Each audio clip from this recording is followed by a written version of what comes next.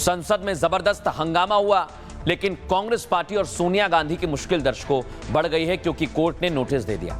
आपको बताऊंगा इसके बारे में, लेकिन सबसे पहली तस्वीर आज देख रहे हैं आप। एनडीए की बैठक हुई और पीएम मोदी का बिहार चुनाव के बाद सभी साथी दलों के सांसदों ने सम्मान किया। सुनिएगा।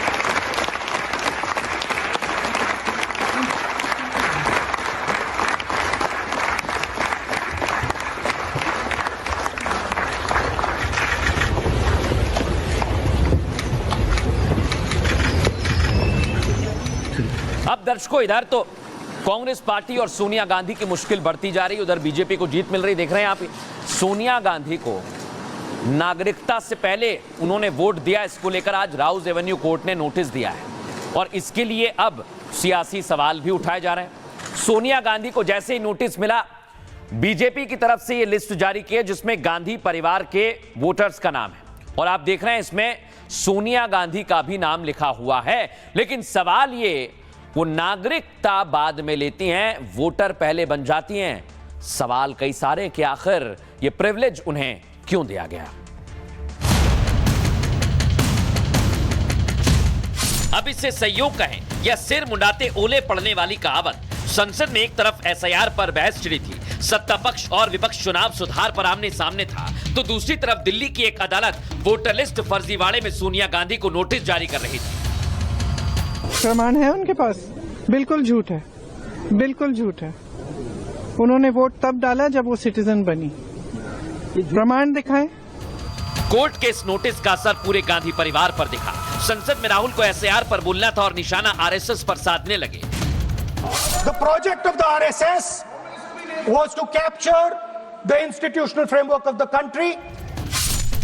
तो सवाल ये कि क्या गांधी परिवार की मुश्किल बढ़ने वाली है? क्या राहुल गांधी संघ पर हमला कर ध्यान भटकाने की कोशिश कर रहे हैं? सच जो भी हो, लेकिन राज्यसभा में वंदे मातरम पर मुस्लिम नेताओं के रुख ने भी विपक्ष की मुश्किल बढ़ा दी है।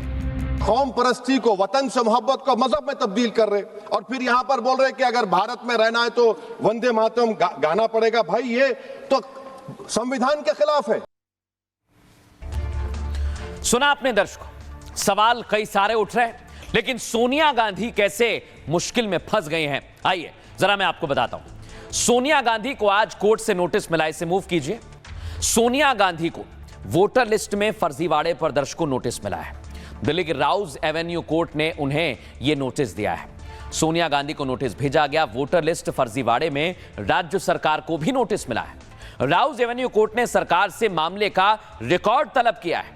राउज एवेन्यू कोर्ट इस मामले की अगली सुनवाई 6 जनवरी को करेगी। दर्शकों, इससे पहले दोनों को अपना जवाब कोर्ट में जमा कराना होगा। विकास त्रिपाठी की याचिका पर दोनों को नोटिस भेजा गया है, लेकिन पूरा मामला क्या है आपको समझाता हूं। सोनिया गांधी पर दर्शकों फर्जीवाड़े से वोटर बनने के गंभीर आरोप लगे।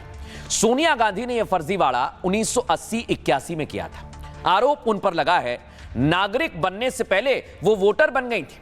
सोनिया गांधी ने नागरिकता 1983 में ली और वोटर वो 1980 में ही बन गई। सोनिया गांधी का नाम दिल्ली के वोटर लिस्ट में शामिल हुआ था। सोनिया गांधी के फर्जीवाड़े का मामला मजिस्ट्रेट के पास पहुंचा।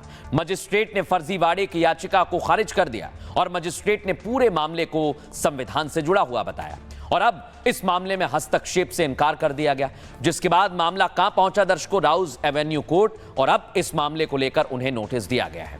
लेकिन इधर नोटिस मिला है और उधर सियासी बयानबाजी शुरू हो गई। सुनवाता हूं आपको क्या कुछ कहा जा रहा है। नई दिल्ली पार्लियामेंट्री सीट में इलेक्टोरल रोल में आदरणीय सोनिया गांधी जी का नाम आता है, उसका अर्थ है कि कहीं न कहीं some documents must have been forged. कुछ डॉक्यूमेंट्स फोर्ज किए गए होंगे। नकली दस्तावेजों के आधार पर सोनिया जी भारत की नागरिक नहीं होने के बावजूद इलेक्टोरल रोल में उनका नाम आया था। प्रमाण है उनके पास? बिल्कुल झूठ है, बिल्कुल झूठ है। उन्होंने वोट तब डाला जब वो सिटीजन बनी। प्रमाण दिखाएं।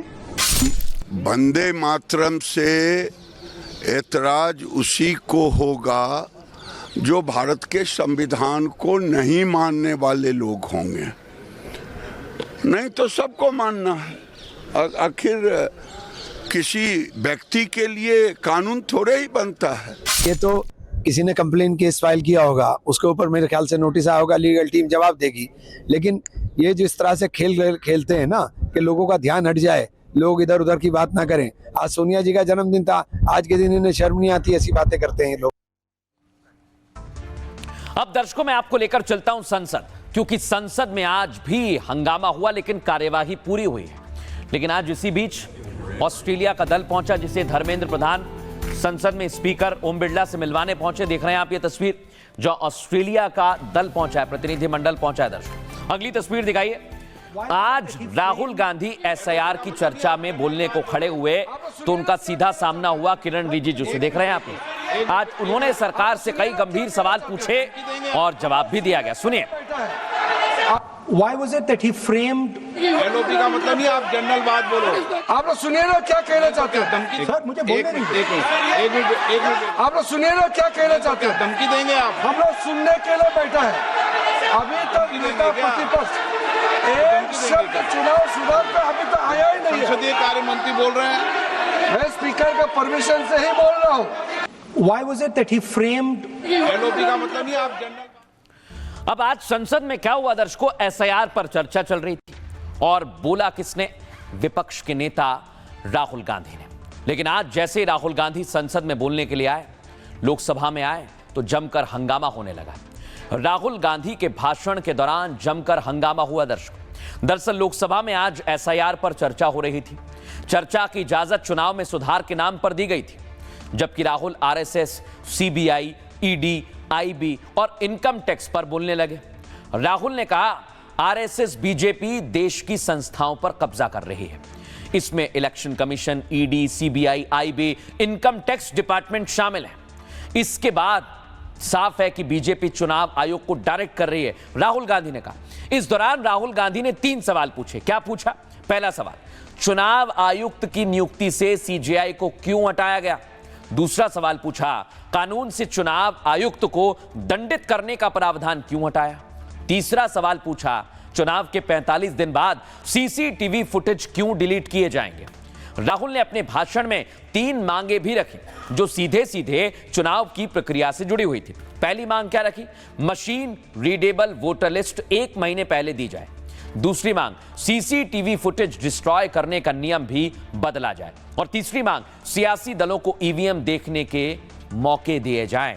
ये राहुल गांधी ने 3 सवाल पूछे, 3 मांग उठाई। लेकिन आज जबरदस्त राहुल गांधी पर प्रहार किया गया।